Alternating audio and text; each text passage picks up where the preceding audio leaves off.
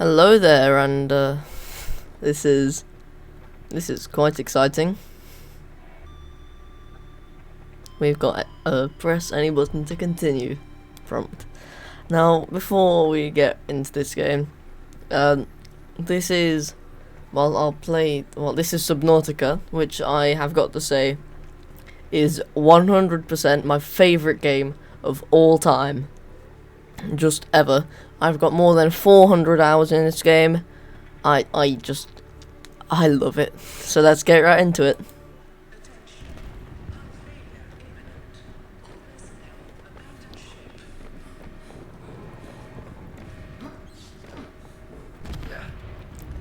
Launch in 3, 2, 1.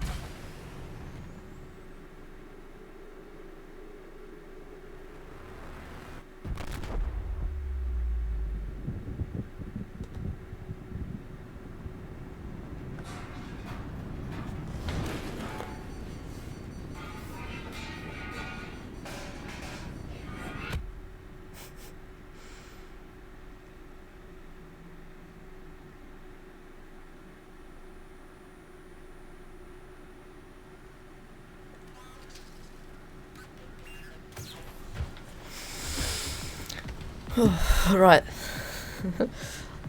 let's get right into it. So the fact that I've got over 400 hours in this game may or may not tell you something about me kinda knowing quite a lot of stuff about it.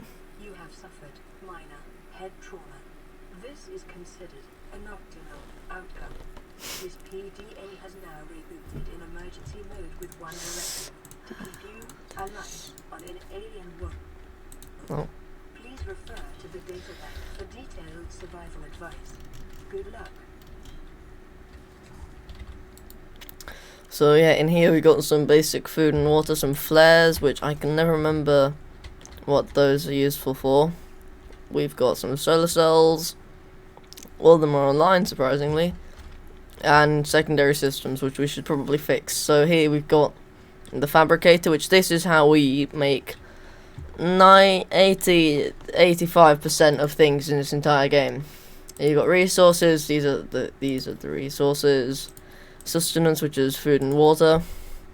Tools, we got equipment, which is all this stuff, and tools, which is all that stuff. Deployables, we've got various stuff. So first of all, we need to repair a bunch of stuff. So what we should really do is get a repair tool, which needs some silicone rubber. The front door. Well, thank you. I kind of just realised that Alexa sounds a lot like the PDA. Anyway, we need a survival knife and a repair tool. So let's get going. Let's go up to the surface.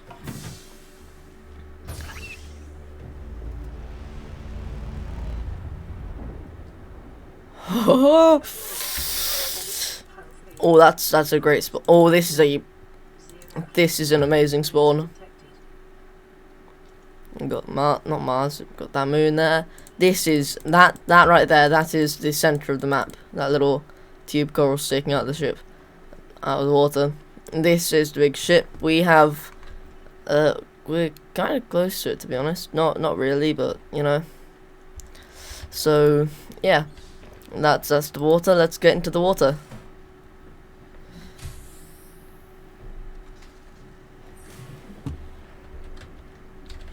Okay. Oh, that's perfect. Yeah. So basically, the way this game works is you collect stuff all around the surroundings, and you use it to craft stuff. And yeah. So, oh, another thing we need to make is a scanner. So let's grab some of this metal salvage, because that's just basically free titanium, and titanium is basically the most important resource in this entire game. So metal salvage is, oh, we've got barely any oxygen. This is a great start. So yeah, luckily there is a breathable atmosphere on the surface, and these brain corals, those bubbles, give you oxygen, so those are sometimes quite useful. These outcrops, there are all kinds of these. Life on Biological biomes. Further study recommended. Yeah, so limestone outcrops, these give us all kinds of resources. We got some titanium from that one. We've got these, creepvine. These give us seed clusters, which are useful. They aren't always used, but they're going to be used all throughout the game. So let's get back to the life pod. So we're in here, and what we can do is we can go into resources. This is how crafting works. Basically, you can go and you click what you want to craft, it makes it, and then you can carry on crafting. So we're making some titanium from the metal salvage right now. Metal salvage gives us 4 titanium, and we can make some silicone rubber from the creepvine seed capsules. So we're going to personal, we make a survival knife. Weapons And were removed from standard survival blueprints following the massacre on Abraxas Prime. The knife remains the only exception. And yeah, so the survival knife is useful for getting fish and stuff. You know what we really should get some fins, because I'm really slow right now. So we got some fins. These can make us swim about 15% faster, which Fabricator drawers is actually really good. to provide environment-appropriate equipment using locally available materials. For your safety, this setting cannot be overridden. So yeah, that's a cool way of saying that. Basically, oh no. Well, we got to deal with this thing. So come here. I hate these. No. No. Why do they do so much damage? They don't need to do that much damage. So here we got some sulfur. And now we need oxygen. We can just swim to the life pod. It's also got oxygen in there. So we can now afford the repair tool. And now we're actually going to see where batteries start to be important. So this thing is it's a stabby thing. It's a stabby electricity thing.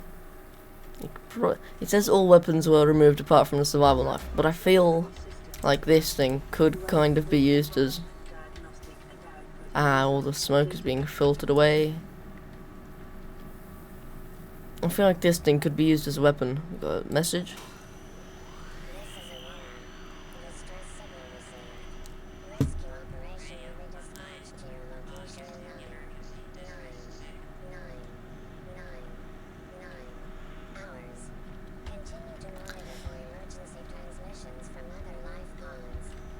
So this is how we get quests, if you could call it that. They're not really quests. Oh, the med kit fabricator. We can use this, and the storage container is kind of like a not really one-time use, but a useful thing. Anyway, we need a scanner, because a scanner is how we unlock all of the new stuff, which only needs a battery. For a battery, we need two of these. And a piece of copper. Now all of the limestone outcrops, which are cool. I hate these things. I hate the outcrops because I mean, you've got to have them in this game. No, why? Come here. I'll fight you. Yes. Only way to defeat those is to slice them. So let's go back to the life pod. So we go into electronics, and we craft a battery, which I thankfully remembered it only needs 1 copper. And we can make power cells, which these are basically how we use vehicles, because that's right, there's vehicles in this game. And now you've got a scanner. Be used to synthesize blueprints from salvage technology and to record alien biological data. Eat something! Ah, man, I just love having to eat something.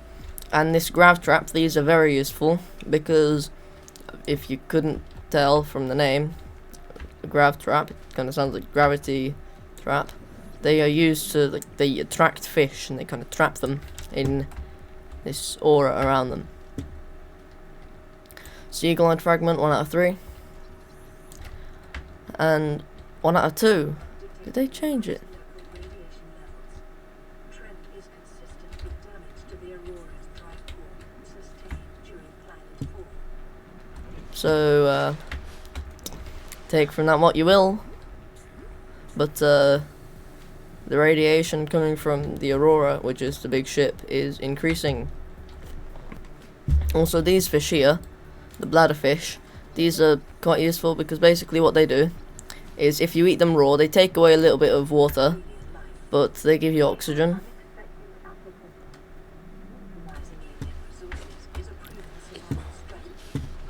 Also, a cool thing about this game is you only die 7 sec. I'm not gonna eat the other fish. It's just too cute. It's just a little goofy goober. It's just really cute, yeah. Brain coral.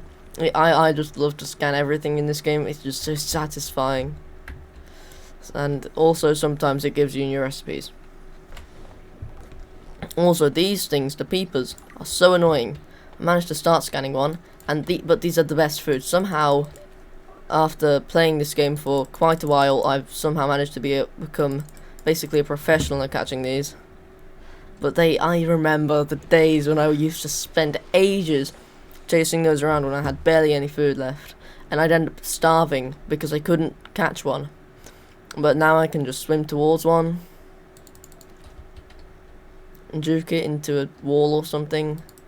Bladderfish and all those other kinds of fish are usually quite easy, but it's the peepers that are just so fast. Unless they change them, they don't. They usually run away way faster than this. So yeah. So good thing you only die 7 seconds after you lose oxygen, because that's always great fun. So one of the ways to get water, if you've got no salt or bleach, is the best way to get water. You just drink the bleach. Don't drink bleach, but you use the bleach to purify water. You don't drink the bleach. Don't do that. You purify water with it. Don't. I'm just gonna stop talking about that because I feel like I might get demonetized or something. Anyway, you can use it to disinfect water. And it's much more efficient than turning a fish into a water.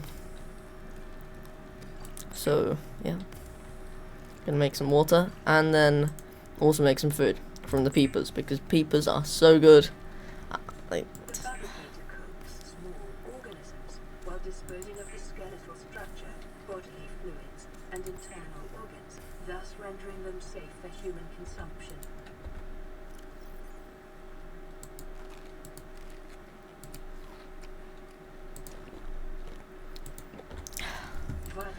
The sounds of just eating a peeper make it sound like the most delicious thing in the world. Oh, I found it, yes. In the early game, you need all kinds of resources from the outcrops. And quartz, because quartz is like glass and stuff. And this giant coral tube, it's just the best place to get all the resources. So I'm going to go around here smashing a bunch of these outcrops and collecting a whole bunch of copper, titanium and quartz. Only problem about it is that when you're in the middle, it's kinda hard to get out and get oxygen. So you end up having those screens where you're blacking out. And yeah, it always looks cool. Also, a scary thing about this game is that the outcrops, I don't think they ever respawn. I don't think that any of the resources ever respawn. And I mean, some of them do. I don't know if the acid... Oh, that logo, that in the corner, that means we got a new message on the radio. Oh, the nostalgia I feel just swimming through all this, it's crazy. So we're back in the life pod and it's time to play this message. Yes, oh, This is Life Pod 3, uploading our coordinates. We're plugging some holes in our emergency sea glide, so if we're late for the rendezvous, don't panic. Also, don't go home without us. Seriously. 3 out. So yeah, it's not too far away. We can swim there quite quickly. It's actually faster to swim on the surface if you don't have a sea glide.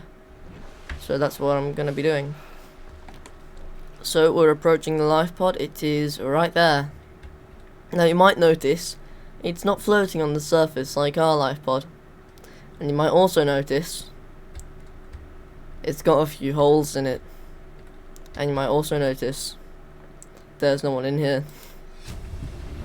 So these data boxes, these are kind of like cool upgrades that you can get. So we can swim around, we can get a sea glide. Finally. Well, not really finally, it's still the first episode. Probably gonna have it by the end of the episode. So let's go, and I'm also gonna go and cut this creep vine. Oh no! That was close. So yeah, inventory full, which means I'm going. Oh, it's completely full. Old cooked paper. Yeah, these things don't last forever, by the way. And it's either consume or drop. Don't know why this doesn't show like that, but okay. So we got some peepers, we got some water, and we've got probably not enough creep vine, but we can get some close to our house, but life pod, so we'll be fine. Also, a cool thing about the life pod is that it's got these ladders on the side, so if you want to get on top to just look around and see some strange fog in the distance, or some mist, hint hint, yeah, you can, that's useful. So we can create a wiring kit. So yeah, pin recipe. This is from Below Zero. This is fun. So happy that they introduced all the stuff like this not being in a single vertical bar, instead being in kind of like a rectangle or a square. So we need a battery some lubricant, and a copper wire. So can we? No, we can't. So we can make the copper wire. We can't make the battery. And if we grab some creep vine from our storage container, which we can just put all that there, grab one of those. We can go and make some lubricant. And now I'm going to go grab some of these acid mushrooms, and we can make the battery. So we can make the battery, and it'll just come into our inventory automatically. And now we can go deployables, sea glide.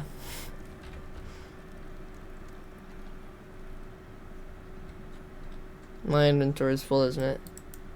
You can't pick it up. No.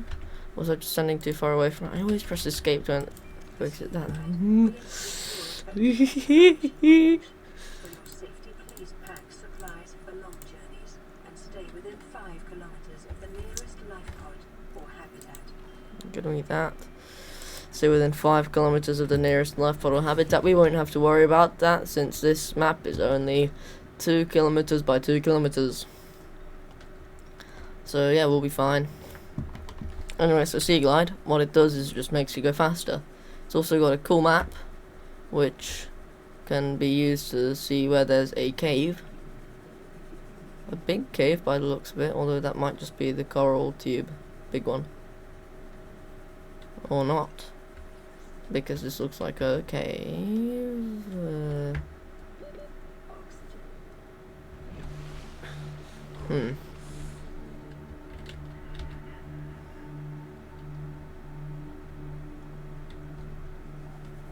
Oh wait, no, it's over here. No. I wonder if I can scan it. Crash fish. Okay, knife, no, go away. It didn't hit us. It didn't hit us. That's incredible. Probably shouldn't go exploring caves yet though, because we have very limited oxygen.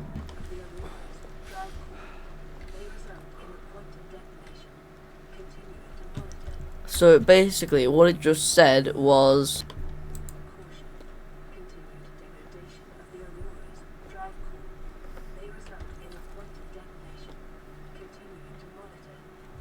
that was all me, by the way. That was an incredible voice recreation of what the PDA said. We need to go get wiring kits, don't we? Well, time to tell you how to get my least favorite resource in the entire game. or not, because we just got a message for our radio. So we come over here, we play a message. Distress call. What the hell, guys? They didn't warn us this might happen. Our pod was almost crushed by the Seamoth Bay on the way down. Now we're hanging on the edge of a cave system, and this grim-looking snake thing's trying to beat through the hull. Come get us already. Signal location uploaded to PDA. So yeah, that's 500 meters away, but I think we should be able to go get it. It's quite far away, but we'll be fine. But before we do that, we might want to save that for next episode, because before then there's a couple things I want to do. But it seems that those will have to wait until next episode, because this episode is starting to near its end. So yeah, this is where we are. We got Life Pod 17 over there. We got the Aurora over there. And we've got the end of the video right here. So can you press this button to just unequip? Not F. That's for the self scan. I pressed X by accident. That's the auto move. So if we come up here, we're gonna find the end of this video. Hopefully you liked, and if you did, oh yeah, we can change the batteries and stuff there. Anyway, hopefully you liked the video and subscribed, and if you didn't, please do, because it helps us more channel like this one, and you'll be able to see the next episode of this. So yeah. Like and subscribe, and I'll see you in the next one. Bye.